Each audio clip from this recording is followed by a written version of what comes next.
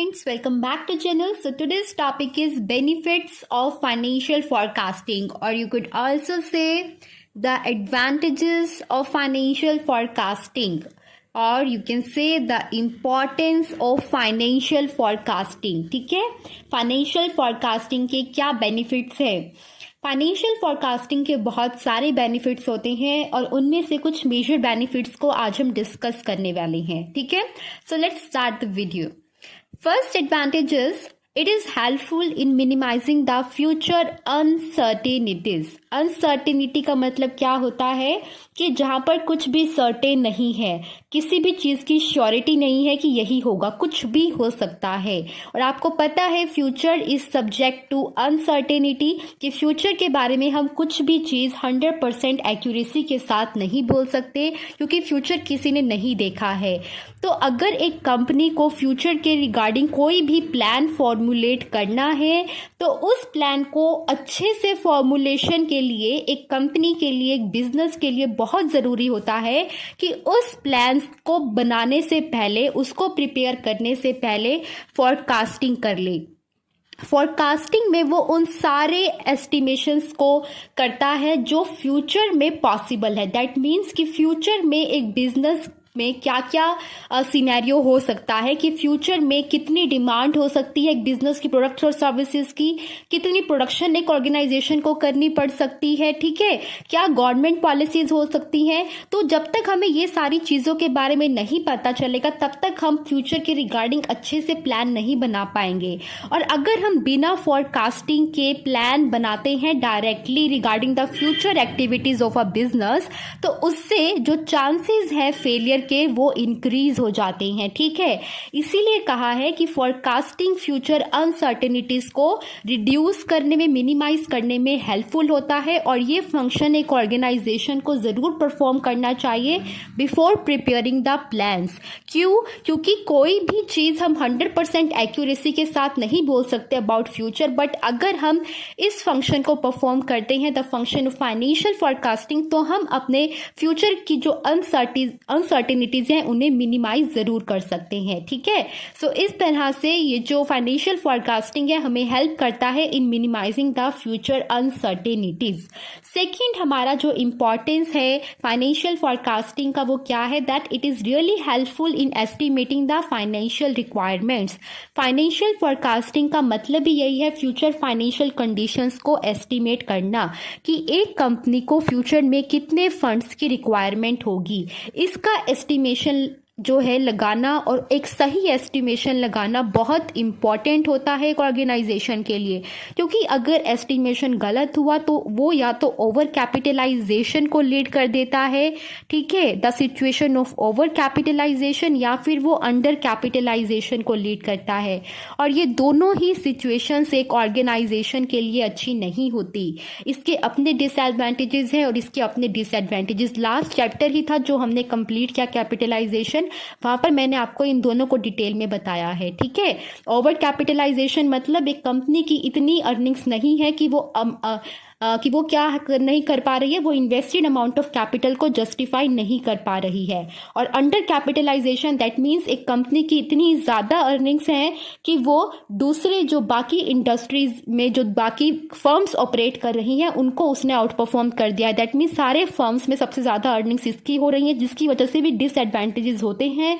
सबसे major disadvantage है कि कंपटीशन बहुत ज़्यादा हो जाता है, क्योंकि सारे मार्केट प्लेयर्स अट्रैक्ट होते हैं इस बिजनेस की तरफ उसकी अर्निंग्स देखकर. ठीक है, तो ओवर कैपिटलाइजेशन और अंडर कैपिटलाइजेशन दोनों ही सिचुएशंस एक बिजनेस के लिए अच्छी नहीं मानी जाती. और इसको अवॉइड करने के लिए एक बिजनेस को फाइनेंशियल फॉरकास्टिंग का फंक्शन परफॉर्म करना चाहिए. ठीक है, ये थी सेकंड इंपॉर्टेंस. थर्ड इंपॉर्टेंस है it is really helpful in formulating the plans. Plan का मतलब है बजट. जब एक ऑर्गेनाइजेशन एक्चुअल में बजट प्रिपेयर करती है, दैट मीन्स वो क्वांटिफाई करती है अपने डिफरेंट एक्सपेंसेस को, कि कितना जो है रॉ मटेरियल को परचेज करने में लगाऊं, कितना मैं फिक्स्ड असेट्स को परचेज करने में स्पेंड करूं, ठीक है, कितना मैं एज अ वेजेस अपने एम्प्लॉयज़ को दूं. तो ये जो सब डिसीजंस लिए जाते हैं इनको एक्यूरेटली लेने के लिए क्या ज़रूरी है, फाइनेंशियल फॉरकास्टिंग करना ज़रूरी है. और अगर फाइनेंशियल फॉरकास्टिंग एक बिजनेस कर रहा है तो उसका डायरेक्ट इम्पोर्टेंस यही होता है कि वो हमें प्लान्स को फॉर्मुलेट करने में, एक बजट को सक्सेसफुली प्रिपेयर करने में वेरी हेल्पफुल होता है। ठीक है, नेक्स्ट हमारे पास है it is helpful in managerial decision making.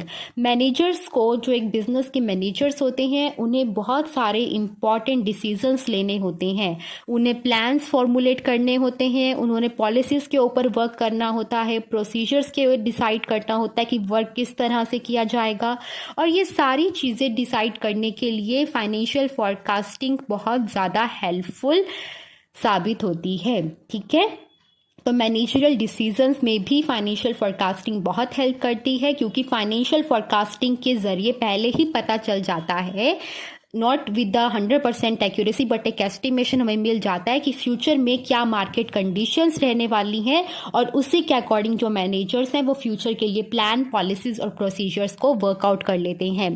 ठीक है, नेक्स्ट हमारे पास जो एडवांटेज है वो क्या है, that it encourage better cooperation. किस तरह से कॉपरेशन को एनकरेज करता है फाइनेंशियल फॉरकास्टिंग का फंक्शन, क्योंकि जो फाइनेंशियल फॉरकास्टिंग का फंक्शन है गाइज, वो कोई एक सिंगल डिपार्टमेंट, ठीक है, एक सिंगल डिपार्टमेंट या कोई एक सिंगल मैन परफॉर्म नहीं कर सकता। ठीक है, it required the participation of each and every department. Her department को अपने डिपार्टमेंट के लिए, अपने डिपार्टमेंट की एक्टिविटीज़ के लिए कुछ फॉरकास्टिंग एक्टिविटीज़ परफॉर्म करनी पड़ती हैं, और सारे डिपार्टमेंट्स को एक साथ होकर उस फंक्शन को परफॉर्म करना पड़ता है, तभी उस फंक्शन के हमें सक्सेसफुल रिजल्ट्स मिल सकते हैं। और जब सारे डिपार्टमेंट्स मिलकर पार्टिसिपेट कर कर किसी एक ही गोल की तरफ वर्क करते हैं, तो वो कंपनी के जितने भी डिपार्टमेंट्स हैं उनके बीच में कॉपरेशन को प्रमोट करता है। ठीक है, so financial forecasting indirectly also helps in the cooperation. Next हमारे पास है optimum utilisation of resources. Resources का ऑप्टिमम यूटिलाइजेशन कैसे, क्योंकि मैंने अभी आपको बताया फाइनेंशियल फॉरकास्टिंग में हम ये डिसाइड कर लेते हैं, ये एस्टिमेट कर लेते हैं कि फ्यूचर में कितने फंड्स जो हैं हमें रेज करने हैं, और उसके बाद हम प्लान भी बना लेते हैं कि उन फंड्स को जो हमने रेज किए हैं उन्हें कहाँ कहाँ पर एलोकेट करेंगे, किस तरह से उनका जो है यूज़ करेंगे। और जब हम इतनी सारी प्लानिंग इन एडवांस कर लेते हैं based on the financial estimations, तो हमारे जो सोर्सेज का यूटिलाइजेशन है वो हम इंश्योर करते हैं कि वो ऑप्टिमम हो। ठीक है, वो सही से यूटिलाइज हो, उनका बेस्ट यूटिलाइजेशन हो। लास्ट जो इंपॉर्टेंस है वो है ensure success in business. Financial forecasting business की सक्सेस को भी इंश्योर करता है, क्योंकि वो हर फंक्शन को इतना स्मूथ कर देता है कि बिजनेस डेली एक्टिविटीज हो चाहे फिर कोई रेयर एक्टिविटीज हो, उन सभी को बहुत ही एफिशिएंटली और एक्यूरेटली परफॉर्म कर पाती है। ठीक है, so all these are the benefits of financial forecasting. Thank you very much for watching the video. Bye bye.